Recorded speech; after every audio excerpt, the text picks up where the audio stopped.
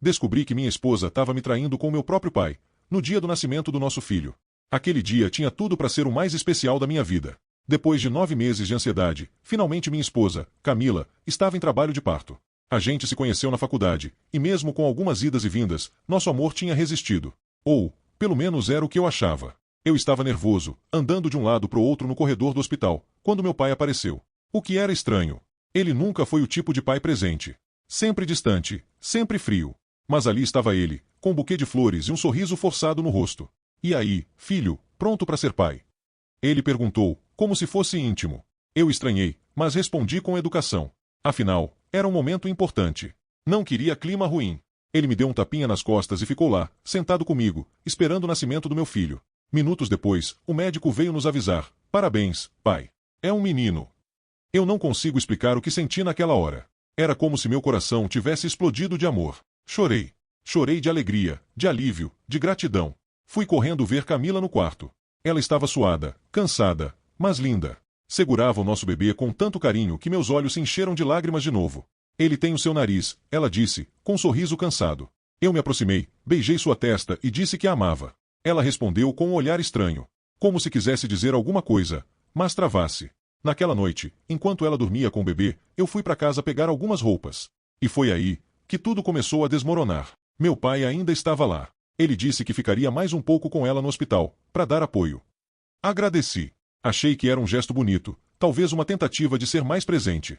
Mal sabia eu que era apenas o começo do pior pesadelo da minha vida. Na manhã seguinte, voltei ao hospital com as roupas da Camila.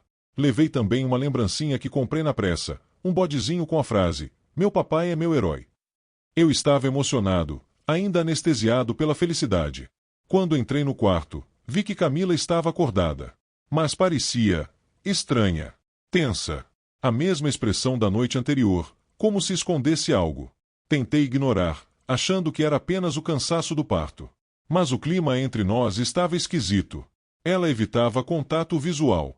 E, o tempo todo, desviava o olhar quando eu falava do nosso filho. Foi então que vi o celular dela sobre a mesa de cabeceira, vibrando. Uma notificação rápida apareceu na tela bloqueada, e meu sangue gelou. Foi perfeito ontem. Ainda sinto seu gosto. Enviado por pai. Na hora, meu cérebro travou. Meu pai. Aquilo tinha que ser um engano. Algum trocadilho bobo de aplicativo. Talvez um número salvo com o nome errado. Mas era a foto dele. Era o número dele. E era aquela mensagem. Eu congelei. Peguei o celular com as mãos tremendo, tentando desbloquear, mas ela usava senha. E ao ver que eu estava com o aparelho na mão, Camila se levantou de repente, tirando o celular da minha mão com uma agressividade que nunca tinha visto nela. Você não confia em mim agora? Ela perguntou, como se fosse eu o errado. Fiquei sem palavras. Só consegui dizer. Você recebeu uma mensagem do meu pai. Ele disse que ontem foi perfeito. Que ainda sente seu gosto. Ela ficou branca. Engasgou nas palavras, tentou disfarçar, mas o nervosismo era evidente. É brincadeira. Uma piada. Ele é assim, você sabe. Tentou justificar. Mas era mentira. E eu sabia. Minha mente começou a correr. Flashbacks. Pequenos momentos que antes pareciam inofensivos, mas agora faziam sentido. As visitas do meu pai, que tinham se tornado mais frequentes desde que ela engravidou. Os olhares silenciosos entre os dois. A forma como ela o defendia quando eu falava do quanto ele tinha sido ausente na minha vida. A confiança que eu tinha desmoronou em questão de segundos. Eu não queria acreditar. Eu não podia acreditar. Mas no fundo, já sabia. Ela chorou. Disse que eu estava sendo paranoico. Mas sua voz tremia. O olhar não sustentava o meu. Algo ali estava podre. E o cheiro da traição já era impossível de ignorar. Naquela madrugada, enquanto Camila dormia com nosso filho nos braços, eu fiquei sentado em uma poltrona do hospital, com os olhos abertos, sem piscar. E uma única pergunta martelando na minha cabeça. Esse filho nem for meu? Depois daquela madrugada em claro, saí do hospital decidido. Eu precisava de respostas. Não podia mais viver com aquela dúvida corroendo meu peito. Voltei para casa, com uma mistura de raiva, medo e vergonha. Como eu não percebi antes. Como eu fui tão cego. Assim que entrei em casa, fui direto ao armário onde guardava meus documentos. Peguei um cotonete, uma pequena tesoura e um envelope. Depois voltei ao hospital. Esperei o momento certo, quando Camila foi tomar banho e a enfermeira saiu do quarto. Me aproximei do berço, olhei aquele bebezinho inocente e pensei, se ele não for meu filho, eu mereço saber. Passei o cotonete suavemente na bochecha dele, guardei no envelope. Levei direto a um laboratório de análises particulares. Fiz questão de pagar o valor mais alto para ter o resultado em 24 horas. Enquanto esperava, mandei mensagem para o meu pai. Podemos conversar? Ele respondeu minutos depois. Claro, filho. Que houve? É sobre a Camila. Me encontra aqui em casa, agora. Tô indo.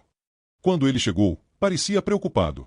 Ou fingindo estar. Veio com aquele jeito paternal, me abraçando como se nada tivesse acontecido. Olhei nos olhos dele e perguntei direto. Você tá dormindo com a minha esposa? Ele arregalou os olhos. Travou. Respirou fundo, e depois soltou um riso cínico. Como você pode pensar uma coisa dessas? Mas antes que ele terminasse de falar, mostrei a foto da mensagem no celular dela. A que dizia que a noite tinha sido perfeita. Que ele ainda sentia o gosto dela. Ele ficou pálido. Tentou justificar. Foi um erro. Uma vez só. Eu tava bêbado, ela também. Foi no Natal, quando você viajou para ver a família dela e eu fiquei sozinho. Meu estômago virou.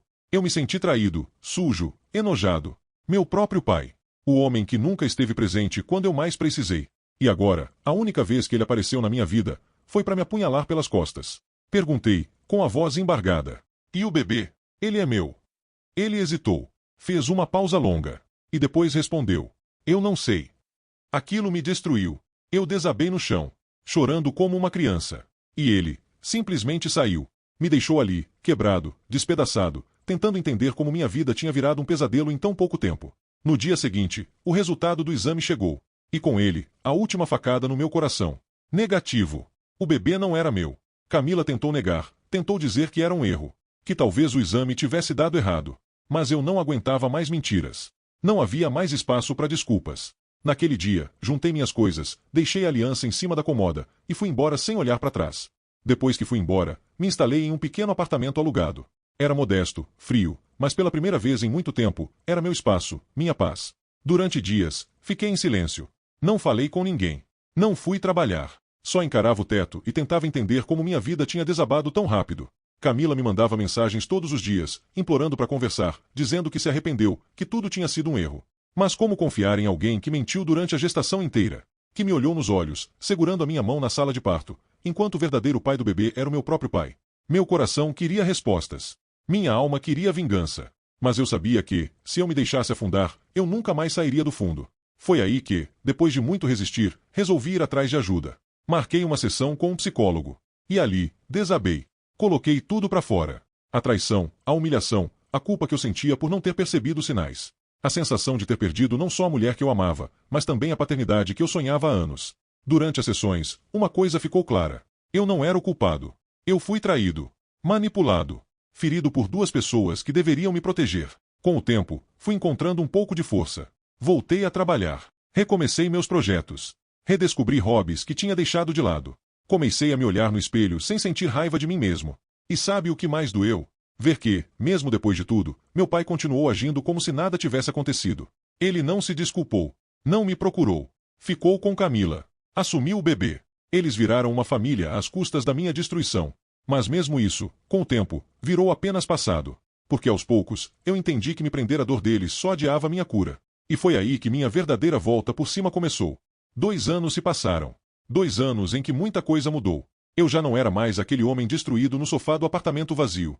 Tinha me reconstruído peça por peça. Abri minha própria empresa de logística. Começou pequena, mas cresceu rápido.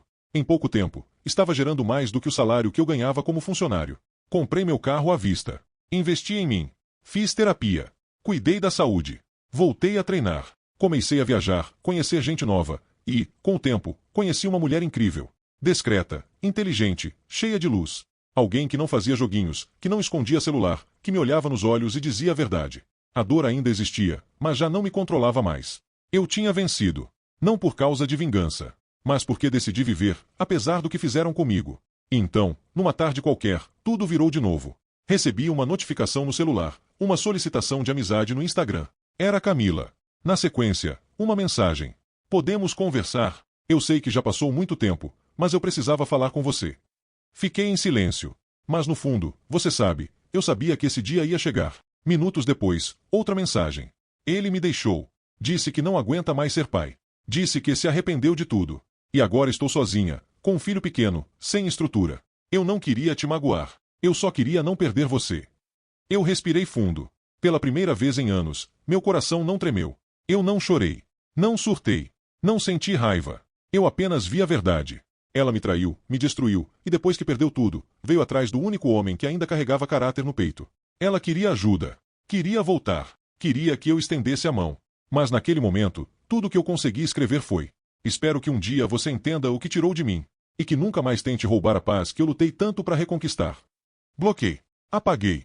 Fechei o celular. Do lado de fora, minha nova companheira me esperava com um sorriso e uma xícara de café. A vida seguiu.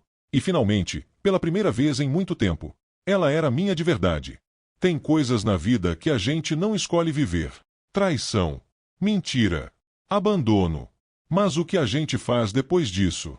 A forma como a gente escolhe se levantar é o que define quem a gente realmente é. Eu não sou mais o homem que acreditava que o amor era incondicional. Hoje, eu acredito em algo maior: respeito próprio.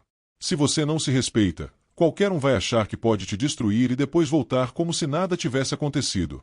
E sabe o que é mais irônico? No dia em que meu filho nasceu, foi também o dia em que eu morri por dentro. Mas hoje, olhando para tudo que superei, eu vejo: foi ali que eu renasci. Foi ali que eu descobri que às vezes, perder tudo é o único jeito de se encontrar. E se você está ouvindo isso agora, e acha que não vai aguentar a dor, eu te digo com o coração aberto: você vai. Só não volta para quem te destruiu esperando que te reconstrua. Porque quem te quebrou uma vez, pode fazer isso de novo. E você não nasceu para viver em pedaços.